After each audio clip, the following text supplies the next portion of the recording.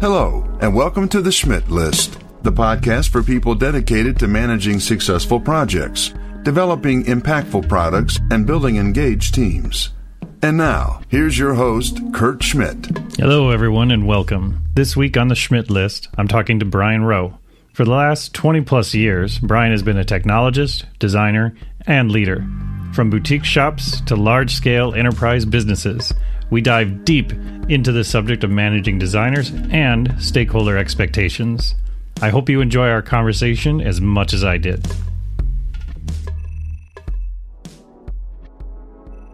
Working with executives and stakeholders has been a big part of your career. Yes. And trying to get people to understand how design works. A lot of people think it's a pretty picture, right? And that's design. Right. And some of it is. Some of it is, you're right. But what I've seen over and over again, especially in the last few years, this whole big push around design thinking, right? Magical words. Yes, it is. And the funny thing to me about the idea of design thinking is it's really just about the act of design, where you're deconstructing or constructing, and you're doing discovery, and you're doing these things instead of just pointing at a North Star and saying, go there. Whereas I feel like in traditional business, for the longest time, that's been the thinking part is that I say, take that hill and go get that hill. Right. Well, first let's talk about why we're at a hill. What is this hill? Why is it a hill? Has it always been a hill? For people who are in the C-suite or in those level of positions, they don't have the time to sit down and think through it from a design perspective. Right.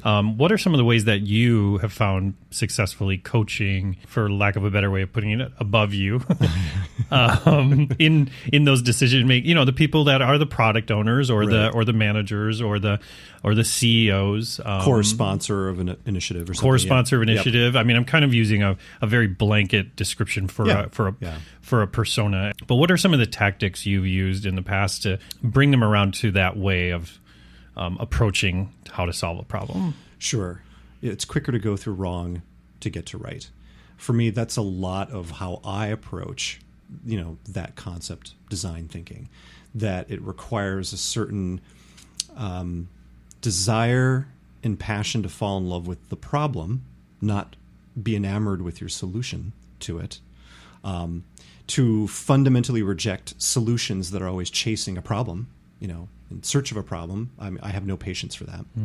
And also being comfortable not knowing, so that failure is simply that mechanism by which we painlessly, ideally if the environment is right, painlessly and quickly learn things. And by learning things, we start moving the idea forward. We really genuinely play with the idea, in the sense of play where there's wiggle room in the mechanism.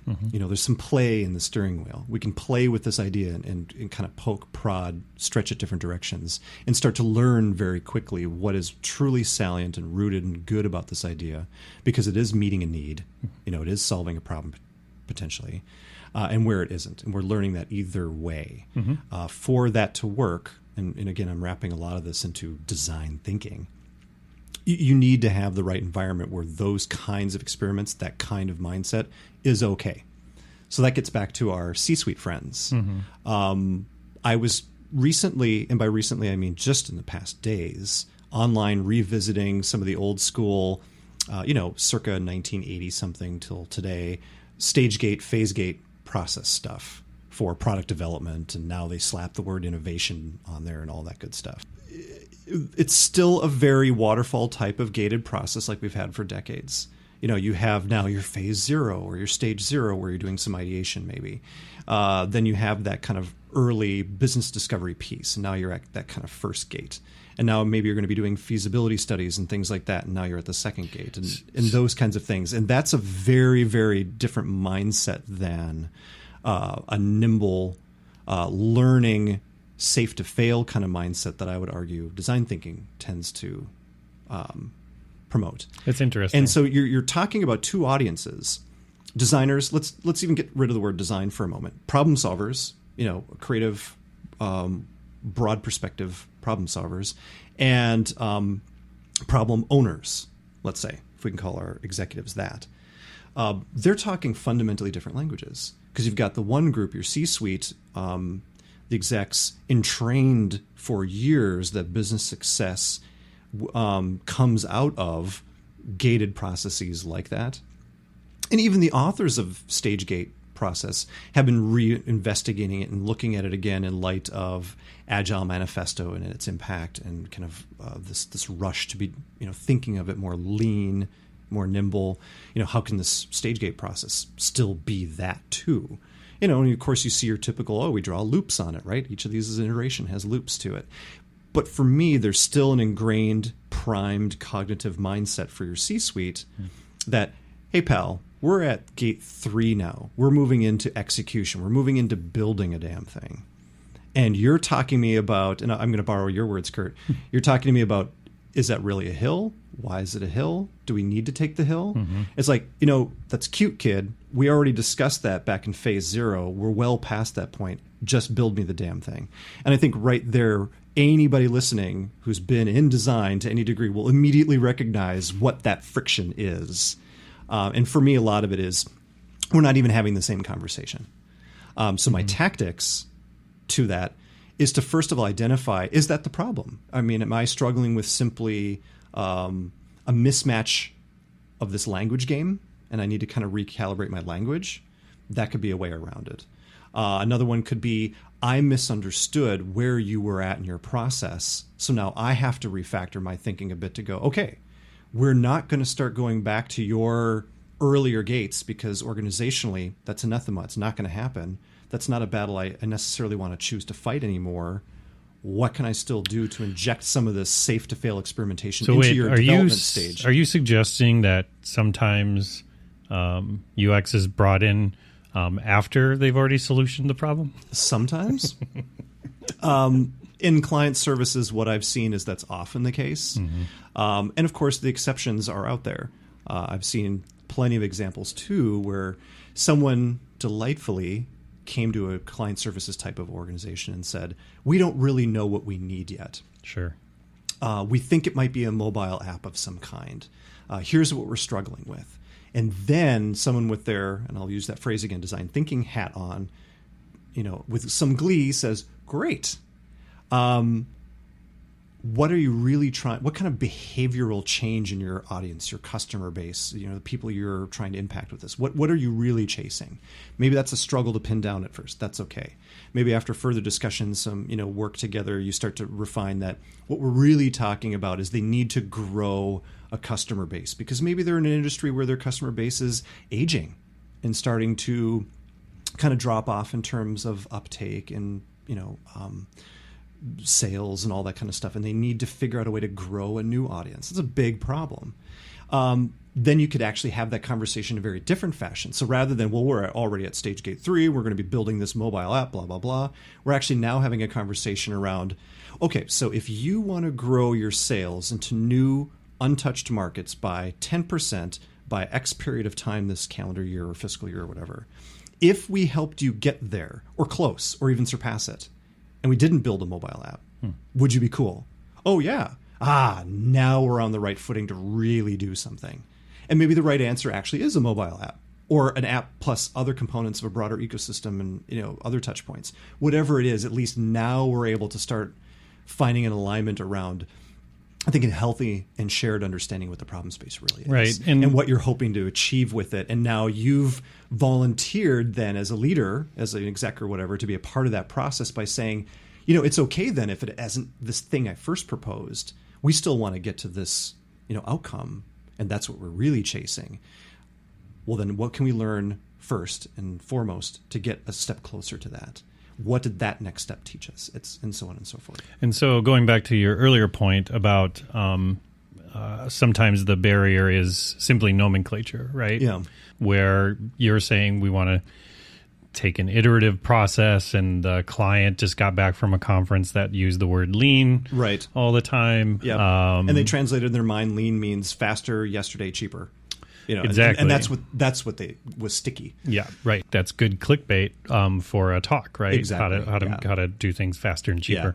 Especially when you're somebody who's responsible for things being faster and cheaper. Oh, yeah, absolutely. That's what you want to do. What I've found is that having that conversation with those people in the executive suite, nomenclature, number one, to your point, is an extremely important phase to get through, is to make sure you're actually speaking the same language. Yeah. You're playing the language game together. Yeah, absolutely. And then to your point, also making sure you're also being brought in at the right moment to be a part of the solution, right, and not to be part of the problem. Right. Those are two important things. How about, is there anything else that you found has really resonated in those conversations? To one degree, I tend to skew towards my own point of view, which I've made a little bit more concrete in recent years, which is every problem is a human problem. If it wasn't, we wouldn't care. And I like being a little bit provocative with that, especially in like a technology company or something like that, where people get wrapped up in it. Well, no, Brian, it's not quite that. I mean, oftentimes it's a technological hurdle. Well, sure, technological hurdles, things we need to work through, of course, but fundamentally, we wouldn't be doing this thing unless there was a people problem somewhere.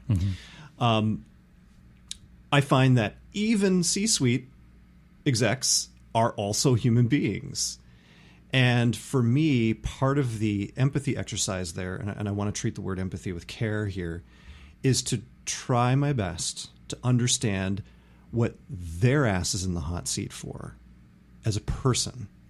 Because if we've got a chief technology officer, and she has a certain kind of end year goal to hit, or some other kind of really overriding constraint that's very pressing for her. If I don't understand that at all, I'm not doing my job well. I'm missing the mark already. I'm not engaging with this other human being necessarily at the right level.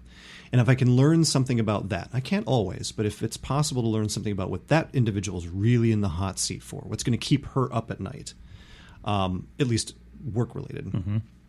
Now I understand maybe what some of those motivators are. Maybe that helps me calibrate the language game better. And maybe I have a better chance, at least a little bit more of a foot forward, in engaging in a kind of partnership with her to make her look good, to make her successful, as an individual with this charge, with this mandate or whatever. And so you take that same approach in how you're possibly coaching a designer, maybe you're managing, or that maybe you're leading a team of, that's an important step, because I've had some pretty incredible conversations with designers that don't even know how the business makes money, and they're working there. I mean, maybe they have just general assumptions like it's a car company, they sell cars. Is that really how they make money though? Right, exactly. So when they're going into those meetings with those C-suite people and they're trying to help them solution these problems, nomenclature is just one of the problems. Right. The other big problem, like I said, is I hear designers constantly talk about empathy for the customer, empathy for the user, all these things, but they don't seem to also naturally share that empathy towards the business as much. Right. And how do you coach somebody who might be on a team of yours around that? Understanding that designers now for a good long time, yes, when we kind of put this U and X together, that is relatively new. But human factors and ergonomics and human and system partnerships and research and stuff, that's been going on a long time. But now designers, certainly the ones I've worked with the most, came up of an era where there was almost always this pitched battle. Business cast as sort of the antagonist, just there to push an agenda or make a buck or whatever. And users are forgotten, and strewn about the battlefield, which to their credit, to be fair, is actually a thing. I mean, there have been decades of businesses who just simply don't care about anything their customers might actually need. Again, human problems. They only see it in a quarterly earnings statement, on the street. They're looking for an impact to share value on the street. Designers have come up in an environment where that battle is always pitched. It's always set up that way. It's always staged along those front lines. And so they've been left at the vanguard of this poor user, this poor sap who gets saddled with this experience at the end of all of it. And I'm not thinking just,